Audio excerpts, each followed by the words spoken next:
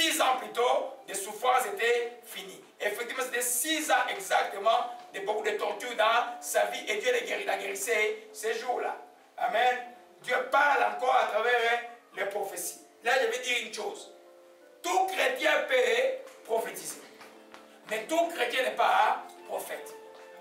Il y a une différence entre un prophète et un serviteur de Dieu. Il dit vos filles, vos fils et vos filles prophétiseront. Dans la Bible, vous allez voir, je n'ai pas prévu de texte, dans la famille de Philippe, le diacre Philippe, il avait des filles vierges qui faisaient quoi? Qui prophétisaient. Ce n'était pas des prophètes, mais elle prophétisait. Mais il est dans les problèmes de la Bible. Agabus était prophète. C'est que les filles prophétisaient, c'est qu'Agabus c'était la même chose. Pourquoi? Parce que c'est le même esprit qui parle. Alléluia. Dieu parle encore par les prophéties. Souvent, des fois ici, je trouve que vous n'appréciez pas trop les choses, les bonnes choses de Dieu. Non, je dis ça de tout mon cœur. Amen. La prophétie de Dieu, c'est quelque chose, quand vous avez la grâce d'avoir ça, ça va beaucoup, et c'est une clé qui débloque beaucoup de choses dans la vie. Alléluia. Et les gens qui prophétisent sont déjà très sensibles. C'est pourquoi Dieu leur donne l'esprit de prophétie. Amen. Ils peuvent se faroucher facilement. Alléluia. Vous avez toujours vu dans vos vies des prophéties, comment une prophétie sort. Au début, vous ne comprenez pas très bien. C'est quoi? C'est normal.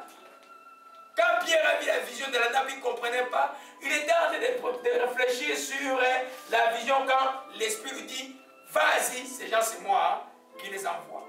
Amen.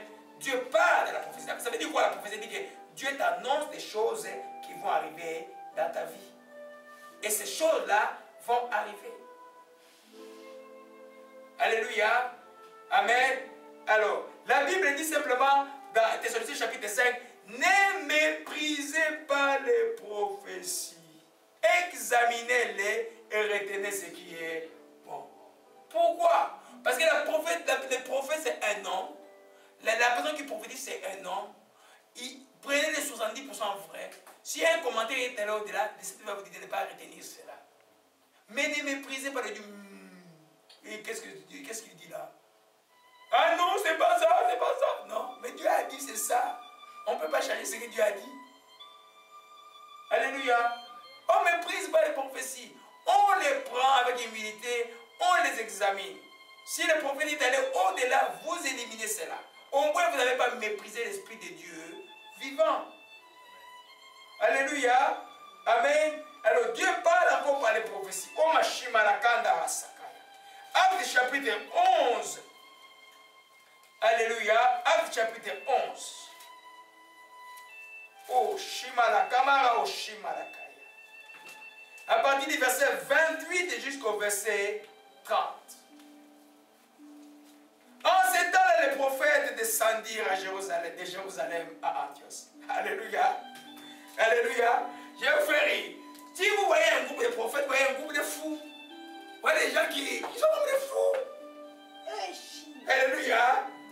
Amen. Vous voyez quand Saul est allé chercher les brebis de son père, et puis le deuxième qui Samuel qui va rencontrer un groupe de prophètes. Il a commencé aussi à prophétiser. Comment on savait que ces gens prophétisaient? Parce qu'il commence à dire des gens comme des fous. Il y en a qui ont enlevé des habits, il y en a ils sont comme des fous. Mais c'est des fous qui aident des gens qui sont bien. Ils sont fous à cause de Dieu, comme Paul a dit. Alléluia. Alléluia. Amen. C'est une grâce que beaucoup de gens de Dieu ne comprennent pas. C'est rare dans le corps de Christ. Mais ça devait être, Dieu a dit, répandant, ça devait être tout partout. Il devait avoir les prophètes aujourd'hui parce que c'est ça l'esprit répandu. Alléluia. Oh, ma chima la camarade. L'un d'eux nommé Agabus, regardez ce que ce prophète fait. Il annonce par l'esprit. Quand vous voyez esprit avec un grand E dans la Bible, ça signifie le Saint-Esprit. Amen. Quand vous voyez esprit avec un petit E, c'est ton esprit à toi. Amen. Il annonce par l'esprit qu'il y aurait une grande famille sur toute la terre qui arrivait en effet sous Claude. Les disciples résolurent d'envoyer chacun selon leurs moyens un secours aux frères qui habitaient la Judée. Ils les firent parvenir aux anciens, aux moyens et par les mains de Barnabas et de Saul. Amen. Il a annoncé la famille et la famille est arrivée. Le même Agabus a rencontré Paul, il a pris la ceinture de Paul. Il dit, la personne à qui cette ceinture appartient. Vous voyez, Paul était là. Et puis il vient, il prend la ceinture de Paul. La personne à qui cette ceinture appartient va souffrir à Jérusalem. Paul dans tous les chemins, partout, les filles, les filles, partout, les gens ont prophétisé qu'il va souffrir. Mais la conviction de cette vie dit, tu dois y aller. Il a dit, pourquoi vous pleurez? Si je dois mourir pour Christ, je vais aller mourir. Est-ce qu'il était mort à Jérusalem? Non. Il s'est retrouvé à Rome et l'évangile est arrivé auprès de nous aujourd'hui. Amen. Donc le prophète fait son travail. Il doit prophétiser. Toi, tu écoutes ce que tu essaies de te dire de faire pour avancer les chemins que Dieu a donnés. Alléluia. Amen. Amen. Donc, la prophétie est extrêmement importante. Nous sommes une église prophétique. Moi, je suis un prophète de Dieu. Et les Saint-Esprit, quand il parle, des fois à moi-même, même ce matin-là, alléluia, il te parle. Il te dit, non, ça, mon fils, tu ne fais pas. Ça, tu te tais. Ça, tu fais ça. Ça, tu avances dans ça, là. Hey, regarde le danger qui est là. Tu vois ce danger-là? Si toi, tu fais ça, tu vas tomber là-bas. Alléluia. Un prophète, toi, tu lui demandais la sagesse. Alléluia. Ça, c'est la prophétie. Le quatrième moyen par lequel Dieu nous parle s'appelle la voix du Saint-Esprit. C'est rare. Lui, il écoute souvent. Il sait passer ça. Je sais qu'il écoute souvent. C'est une voix. C'est la voix de Dieu. Mais il faut être prudent par rapport aux voix. Parce que l'ennemi peut te donner une voix. Comment tu es prudent? C'est que Dieu ne peut pas te commander quelque chose qui soit à l'encontre de la parole de Dieu. La voix du Saint-Esprit sera toujours en accord. Globalement, c'est-à-dire dans la parole peut soutenir ce que tu dis. Alléluia. Amen. Tout le monde entend la voix. Les voyants entendent la voix. C'est la voix des démons, la voix des serpents. Les gens qui ont l'esprit de divination entendent la voix. Mais c'est la voix de l'esprit de Python. Alléluia. Je l'ai brisé ce matin-là, je vous assure. Alléluia. Le Seigneur est grand. Amen. Oh mon Dieu, que ton nom soit béni. Amen. Alors, tu dois écouter la voix de Dieu, la voix du Saint-Esprit. Voyez un peu l'exemple de ça. Alléluia. Amen. Il y avait dans l'église d'Antioche les prophètes et les docteurs, Actes chapitre 13, verset 1. Barnabas, Siméon appelé Niger, l'issue de Syriens et Manaïm qui avait été enlevé avec Hérode et Tétraque et Saul. Pendant qu'ils servaient le Seigneur dans leur ministère, et ils gênaient, le Saint-Esprit dit, mettez-moi à part Barnabas et Saul pour l'œuvre que je les ai appelés. Le Saint-Esprit dit quoi? Dit, il a parlé. Amen. Amen. Ça dit que ce n'est pas une prophétie, c'est il intime un ordre. Il peut donner une direction. Il peut te parler ou dire non, ne va pas là-bas. Recule. Ne fais pas ça. Et puis, il te guide. Mais il peut te parler. Souvent, les voix arrivent pour des choses, la voix c'est dans la vie, des choses très très sérieuses. Amen. Tu es la voix d'appel. Il peut te parler clairement. Il dit c'est toi qui, c'est Dieu qui t'appelle. Amen. Le Saint-Esprit parle. Alléluia. Amen. Mais, il y a un autre exemple, je peux voir au Shimalakaba. Allons dans Actes chapitre 10. Oh, Maranatha au Shimalakamanasa. Actes chapitre 10.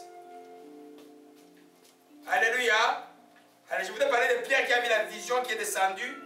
Et au verset 17, tandis que Pierre ne savait pas lui-même quelle pensée du sens de la vision qu'il a eue.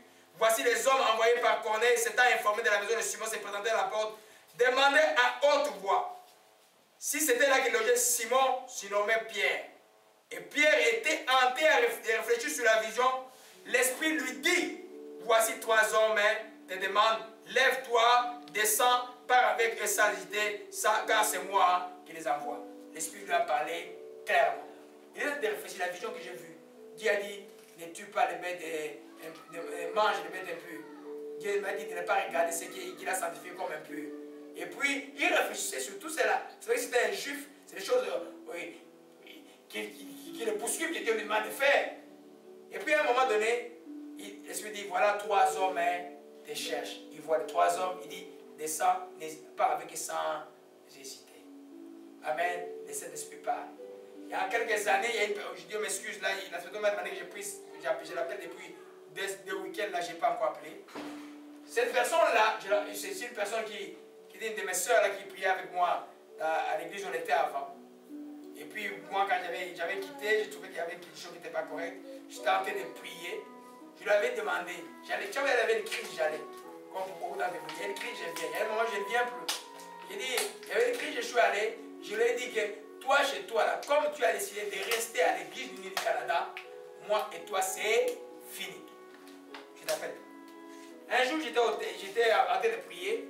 Et puis, j'entends dire en lingala, c'est la première fois les filles ont parlé en lingala. Kobo yate kende, Kobo yate kende. C'est-à-dire, ne refuse pas, ne refuse pas. Et puis, le téléphone sonne, c'était elle. Elle me parle dans ma langue Congo pour dire, oncle, j'ai besoin de toi. Est-ce que tu peux venir chez moi? Je lui ai dit, si Dieu ne m'avait pas dit que, m'avait pas averti que je ne vienne pas, je n'allais pas venir. Mais comme il a ordonné que je vienne, je vais venir. J'ai demandé au frère Joël qui était dans à l'époque de gêner un peu d'aller. Il était une maladie qu'avant on a prié, Dieu a guéri. Amen. Alors vous voyez que le Saint-Esprit parle. Là, le Saint-Esprit savait que je n'irais pas. Je sais que l'Église du Canada, avant qu'il y ait la loi aujourd'hui qu'ils puissent marier les homosexuels, avant déjà ils étaient déjà dans ça là. Avant qu'il y ait la loi. Et en l'église on était, ce qui a détruit l'église on était parce qu'on était associé à cette église là. Alors moi l'Esprit m'a dit de partir. Et puis j'ai dit je coupe avec tout le monde là. Amen. Et puis il m'a appelé, l'Esprit dit ne refuse pas, je suis allé. Alléluia. Donc le Saint-Esprit, vous voyez que il peut te parler, il peut te parler. Tu veux faire, il me dit laisse, ne fais pas de mal. Écoute. Tu vas voir dans la Bible, la Bible dit que ne rappelle-moi pour le mal. Donc c'est Dieu qui t'a parlé. Alléluia. Et cet esprit parle encore. Alléluia. Amen. Donc, alléluia. On va essayer de conclure rapidement. Donc, en parlant, il peut te donner des ordres. Il peut t'enseigner. Il peut même l'enseignement quand vous recevez, c'est lui qui te donne le principe là, qui te dit, un principe arrive, je dis, moi je teste toujours quand un principe arrive. Je dis, où est la parole? Où est la parole de Saint-Esprit? Si je me donne un principe, je dois trouver la parole qui confirme. Je ne peux pas aller dire aux enfants de Dieu, éviter un principe, et puis, je vais sur l'internet demain, puis il va dire, mais ça c'est un faux prophète qui est là-bas. Oui, il va te noter la parole. Il te donne la parole. Maintenant, quand je prêche là, regardez ma feuille là. C'est ça là. Je suis là. Je suis là. Mais il me donne chaque parole, chaque jour.